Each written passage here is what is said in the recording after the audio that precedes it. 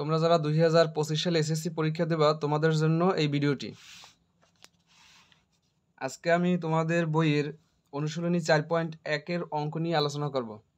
প্রথমে তোমাদের এখানের মেইন অঙ্ক করাবো, তারপর তোমাদের সৃজনশীল করাবো এবং সর্বশেষ তোমাদের টিক নিয়ে আলোচনা করব। তোমরা যে বোর্ডের আন্ডারই হও না কেন তোমাদের 4.1 এবং 2 মিক্স করে অবশ্যই প্রশ্ন আসবে। তো প্রথমে আমরা শুরু করি। এখানে প্রথম আমরা এই অঙ্কটি করব। দেখো এখানে প্রথম বলা হয়েছে সরল করো। তো সরল করো, মান নির্ণয় করো, তখন আমরা কিন্তু প্রদত্ত রাশি বা প্রদত্ত রাশিমালা দিতে পারি। তো আমি এখানে দিলাম প্রদত্ত রাশি। তো দেখো অঙ্কটা ছিল 7 cube into 7 inverse 3 by 3 into 3 inverse 4। তোমরা এটা এভাবে পড়তে পারো 3 টু দি পাওয়ার -4। তবে শুদ্ধভাবে পড়তে চাইলে তোমাদের এভাবে পড়তে হবে 3 ইনভার্স 4। এখানেও ওই রকমের 7 ইনভার্স 3। তো আমরা এখন অঙ্কটা এভাবে করতে পারি, দুইটা 7-এর একটা 7, তারপর এখানে হবে 3 গুণের জন্য হবে প্লাস, তারপর হবে এইটা। অর্থাৎ এটা একটি সূত্রে পড়ছে। সূত্রটা হলো এভাবে a to the power m into a to the power n equal a to the power m plus n। এই সূত্রটি এখানে আমরা অ্যাপ্লাই করছি। অর্থাৎ দুইটা এর একটা এ। তারপর দেখো এইখানের পাওয়ার এখানে আসবে, এখানের পাওয়ার এখানে আসবে। মনে রাখতে হবে এখানে গুণ থাকলে এখানে যোগ হবে, আর এখানে ভাগ থাকলে এখানে বিয়োগ হবে। তো ওই রকমই আমরা করলাম, দুইটা 7-এর একটা 7।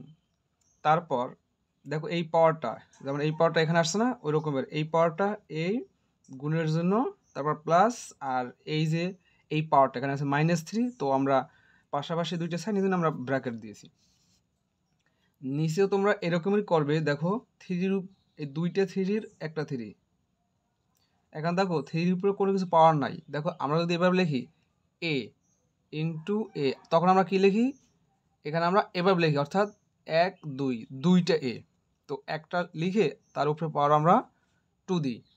এরপর যদি আমরা এভাবে লিখি, তখন আমরা কি 1 2 3। তো আমরা একটা a লিখে তারপর দেখো 1 2 3 আমরা এখানে 3 লিখি।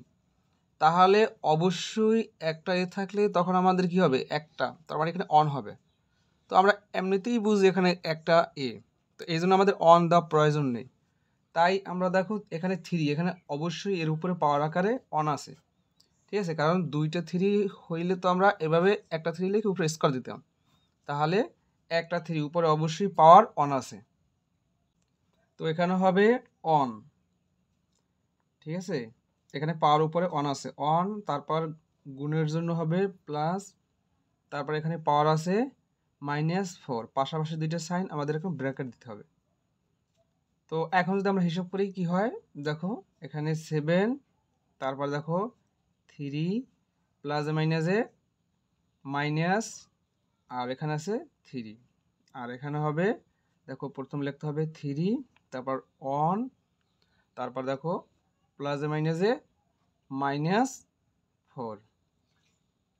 তোমরা এই লাইনটা না করে সরাসরি এই লাইনটা তোমরা করতে পারবা। তো আমি তোমাদের বোঝানোর জন্য আমি তোমাদের এই লাইনটা করছি। এই লাইনটা করলে কোনো অসুবিধা নেই, তবে তোমরা না করেও পারবা। ঠিক আছে, তো এরপর দেখো এখানে কি হয়, দেখো এটার পিছনে প্লাস, এটার পিছনে মাইনাস, প্লাস মাইনাসে কাটা যায়, অর্থাৎ 3 মানে 3 গেলে অবশ্যই 0 থাকে। ঠিক আছে, তো এখানে হবে 0, আর এখানে আছে কি 3। এখন দেখো এর পিছনে প্লাস, এর পিছনে মাইনাস, প্লাস মাইনাসে মাইনাস। তো 4 গুণে 1 গেলে থাকে 3। ঠিক আছে, আর সাইন হবে বড়টার বাম পাশেটা। ঠিক আছে, এই যে অর্থাৎ আমরা লিখতে পারি, এখানে আমরা লিখতে পারি অন। কিভাবে হয়, আমরা জানি একটা সূত্র আছে, a to the power 0 equal on. অর্থাৎ কোনো কিছুর উপরে 0 থাকলে তার মান হবে অন। যদি এখানে ধরো 200 আছে, ঠিক আছে, তার উপরে 0, তার মানও হবে কি অন। এখানে এম এম আছে, ঠিক আছে, তার উপরে মনে কর 0, তার তো মান হবে কি 1, অর্থাৎ কোনো কিছুর উপরে 0 থাকলে তার মান হবে 1, মানে কোনো কিছুর উপরে পাওয়ার আকারে 0 থাকলে তার মান হবে 1। তো আমরা এটার পরিবর্তে আমরা লিখতে পারি 1। এরপর এখানে আমরা লিখতে পারি, এটা একটা সূত্র পড়ছে, সূত্রটা হবে এভাবে, a inverse n equal 1/a⁴n। ঠিক আছে, তো এখন এটা কীভাবে হইল, দেখো এই যে তোমার a, তো ওইটা এখানে আসছে আর এই পাওয়ারটা এখানে আসছে, আর এই যে মাইনাসের পরিবর্তে আমরা এতটুকু দিছি, অর্থাৎ তুমি এরকম লিখতে পারো 2 ইনভার্স আমি 3 দিলাম। তোমরা কি করবে, এই মাইনাসের পরিবর্তে 1 তারপর নিচেটা এভাবে দাগ দিবে, আর এই মাইনাসটা না থাকলে কীভাবে হইতো, 2 কিউব হইতো না, ওইটা এরকম লিখে দিবে। যদি এরকম হয় a⁴ মাইনাস ধরো এখানে 5, তাহলে কীভাবে লিখবে, এই মাইনাসের পরিবর্তে 1 দিয়া তারপর নিচেটা দাগ, আর এখানে লিখবে এইটা গেলে কীভাবে থাকে a⁵, এইভাবে লিখতে হবে। অর্থাৎ এটা একটা সূত্র, ঠিক আছে, সূত্রটা হলো এইভাবে, a inverse n equal 1/a⁴n, অর্থাৎ এই মাইনাসটা বাদ দেওয়ার পর যা থাকে ওইটা নিচে, আর মাইনাসের পরিবর্তে 1 দিয়ে এখানে একটা দাগ।